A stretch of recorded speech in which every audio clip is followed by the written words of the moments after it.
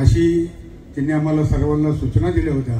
त्या सूचना आम्ही सर्वजण मानतोच त्यांच्या, पण तरी सुद्धा आमचं एक म्हणणं आहे की ह्या सूचना आम्ही तुमच्या प्रत्येक वेळेला बाबाराजे मानत आलेलो आहोत। मागच्या लोकसभेच्या वेळेला सुद्धा आम्ही भरपूर काम केलं, पण जेव्हा विधानसभा येते, जिल्हा परिषद येते, पंचायत समिती येते, नगरपालिका येते, त्यावेळेला तुमची एकेका होत नाही, त्यावेळेला तुमची एकेका होत नाही। मग आमच्या कार्यकर्त्यांना आमच्या झुंज लावायचं कारण काय? युती ही तुम्ही कायमस्वरूपी ठेवा। जर आज तुम्ही लोकसभेसाठी एकत्र आला, ह्यापूर्वी सातारा शहरामध्ये किंवा सातारा जिल्ह्यामध्ये आपण जर बघितलं तर आज उद्योगधंदे इथल्या मुलांना नाही। जवळजवळ 80% मुलं लोणंद, खंडाळा, पुन्हा या ठिकाणी सर्व्हिसला जातात।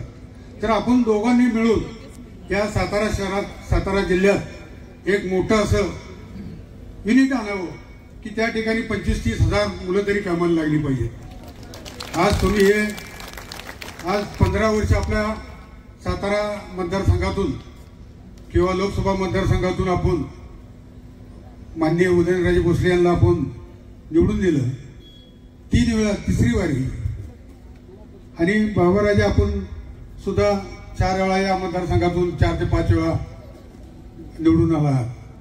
तर आज या जिल्ह्यासाठी आपण जे करायला पाहिजे हे दोघांनी जर मिळून केलं तर हे जिल्हा आज नावारूपाला, तुमच्या नावारूपाला येईल असं तुम्ही काम केलं पाहिजे। आणि ह्या खाली ज्या काही निवडणुका येतात, ह्या निवडणुकीमध्ये सुद्धा तुम्ही मनोमिलन ठेवलं पाहिजे।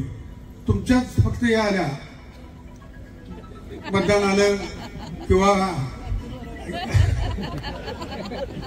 की मनोमिलन करायचे, चिप्पी घ्यायची, पप्पी घ्यायची, हे कुठलं काढलं?